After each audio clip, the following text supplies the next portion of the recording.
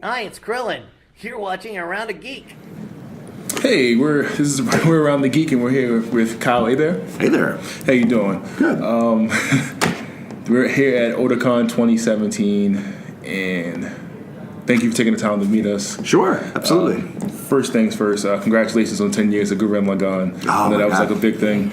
I can't believe it. I feel like it was yesterday I was recording Pierce the Heavens with Your Drill. You know, all that stuff. Who the hell do you think I am? All that stuff that I'll be quoting in tonight's panel. But yeah, it's great. One of the questions I had was related to Persona 5. Okay. Seeing that you were Madarame in that, and I gotta say, for me personally playing that game, he's one of the most hated villains for me. And his whole motive towards what he was doing. What was it like playing that character? Well, I'll tell you, I mean, this sounds like a cliche, but anytime I have an opportunity to go in the booth and perform a voiceover project, it's just like, it's a playground for me, you know, just go in, it's like, what am I doing today? Because I'm a blank slate. They don't even tell me what I'm working on half the time. It's like, hey, are you available next Tuesday from 2 to 6? Like, yes. I'm like, be here. Then I'll go there, the director will tell me what we're working on. Like, oh, we're working on Persona 5, and you're going to be the bad guy. Like, oh, sweet. Well, here's this motivation. Here's what's going on. Here's that.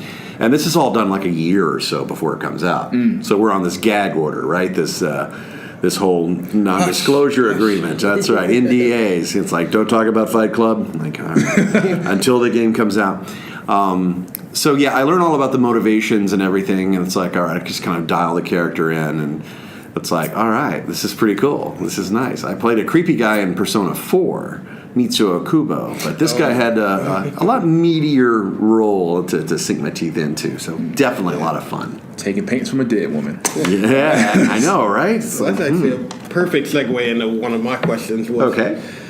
We know you've been in the industry for quite some time, and just the changes that technology and everything has brought to it, and getting roles and doing everything. Just what's your reflection on like the scale of even just getting in the booth and recording?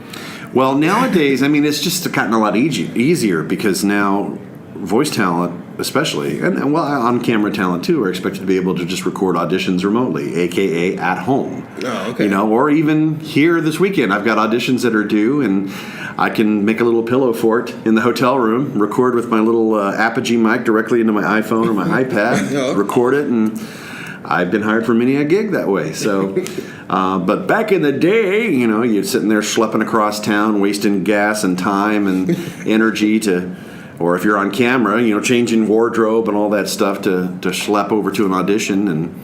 But now you're expected to be able to self-direct. You know, you're sitting in your PJs at 4 a.m. going, oh, I have to record this audition, but I have all the time in the world. Right. But you don't want to get too comfortable doing that because you still have the occasional in-person audition that you have to go to a physical studio. But I really like that challenge of being able to just read a little bit, bullet points about a character, make some choices, record it, send it off, and hope for the best. Okay, I'm sure that helps the directors too. Just you taking your own direction to a role of like, okay, I think this character feels this way. Yeah, and what's weird is I'll have, and this happens more often than not all the time, but more than you would expect. I'll get hired based on they feel the strength of the audition. I'll get there, they'll play the audition and go, okay, we're going in a different direction. It's like, well, A, thanks for hiring me and not recasting. And B, okay, cool, where do we go? It's like, all right, I've been doing this for, like, as you said, quite some time. I started in 2000 on Dragon Ball Z. So, yeah, I've taken a lot of acting classes and gotten the experience in the booth and watched others work in the process and be able to absorb material quickly, but also be flexible. Right. You know, right. It's like the director just throws different curveballs at you just to see, like, oh, what am I doing? What am I going to do different? Yeah, that makes sense. So now, I'm sorry. Now that you got back in the Dragon Ball Super, you're playing Gohan again. Yeah. You get to play Gohan after he's been chilled out and relaxed, got a married life, got a kid. Is that a little bit different from the voice from you've been doing as Gohan as he's in high school? Is it a little bit more mature voice? Like, you change it up a little bit? Just barely. I mean, it's more so pretty much my own voice. I had to pitch it up higher with him in high school because obviously he's younger. But now he's grown up and being a responsible dad, and people watching it in Japanese know that, hey, finally Gohan's getting some good screen time, and his character potential is finally more so being realized than it was in the original ending of Z. Not to get too spoilerific, but having it go in a different direction than GT, which makes us all happy. We watched the past two movies where Battle of Gods basically retcons GT. Kind of a way, but I mean, there's occasional nods, but yeah, it's like, let's just go in a different direction. It's like, yes, please, because God, Gohan had all that potential, and he'd hate to see that squandered. I do like seeing that dynamic of the family man and being responsible and a dad and all that, but he could. I think he can handle the balance. Going out there and kicking ass. That's what too. Women do to you, right? You get I think Videl can hold her own in a fight too. Let's get them all involved. Well, they're all responsible. Yeah, Have been for a while. Yeah. Is there any? Well, you've done a lot of great characters. Thank you. Is there like a top three of like you would either current or past that you would even like immediately step in the role again? Well, like I said, it's just any chance to hop in the booth is fantastic for me. But it's really comfortable wearing the Gohan suit. Kamina from Gurren Lagann, it would be great, but he's not really around.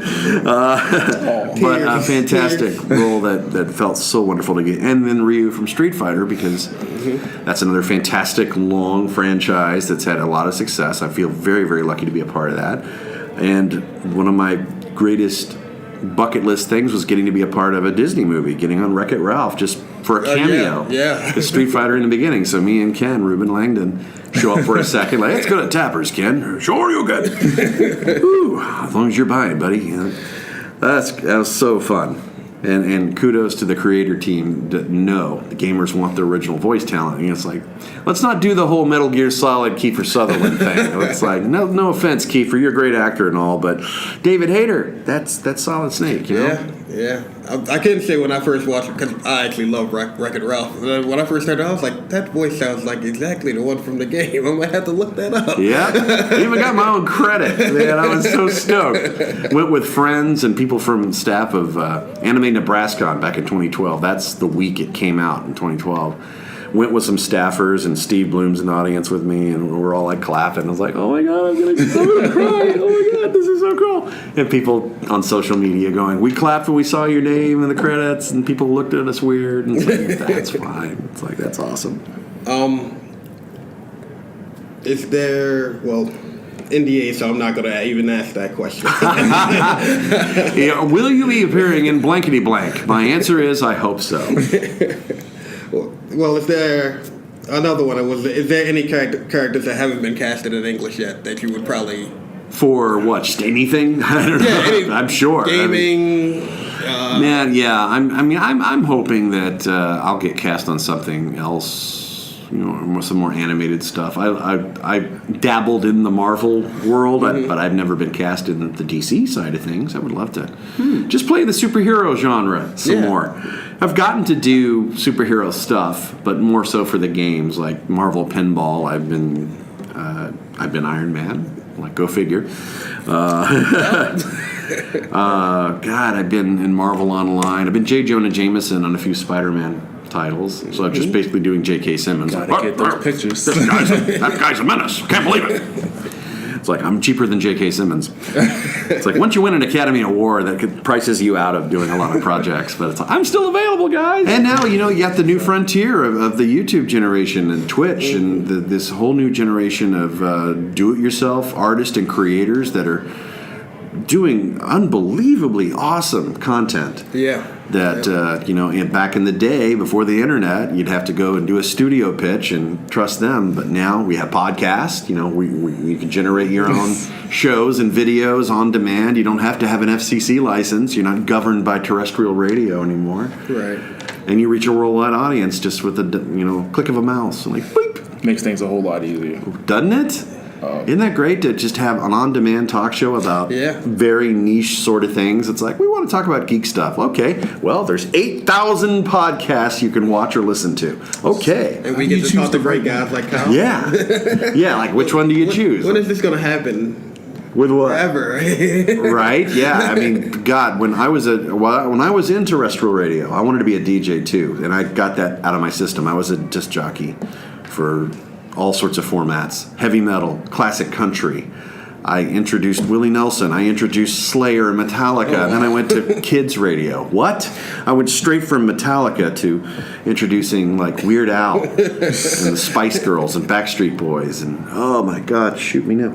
But that was so much fun. I never thought in the days of radio that it's like, well, we're moving into an on-demand. We're moving into podcasting. I remember in 2005 that word came out. I'm like, what's a podcast? Like, yeah, it's been like a great an iPod. outlet. Yeah. It's been a great outlet for us, especially. Yeah, and I got to dabble in that too. Me and my friend have gone off and on through the years. We did a geek news podcast called the Big Ball Broadcast. We're talking about bringing it back now that there's a YouTube generation, so maybe we can stick it on a video. Thank you. That'd be great. Sure. We're putting our feelers out there. Who knows? All right. I guess they're ready for us to go ahead and wrap it up. Okay. Is there any last things you want to tell the fans to look out for in upcoming? Oh, gosh. Well, keep watching Dragon Ball Super on Toonami on Saturday nights, as well as Stardust Crusaders, JoJo's Bizarre Adventure. I voice Kakyoin. Emerald Splash! All sorts of fun stuff. Celebrate the 10th anniversary of Gurren Lagann with the official release of the Blu-ray set, complete with the 2 movies, all in one set from Aniplex. Thanks to fans worldwide for everything. Just support the genre, support anime and manga and video games, cartoons, whatever it is. Go to official sites, support the official stuff. It's a great time to be a fan. It's cheaper time than ever to be a fan. Thank God. Embrace it legally, and support your content creators out there. They're busting their butts out there, and they're pouring their heart and soul into it. And let's show our love for everybody who does that. So thank you, everyone. Thank you. Thank you, Kyle. Sure thing.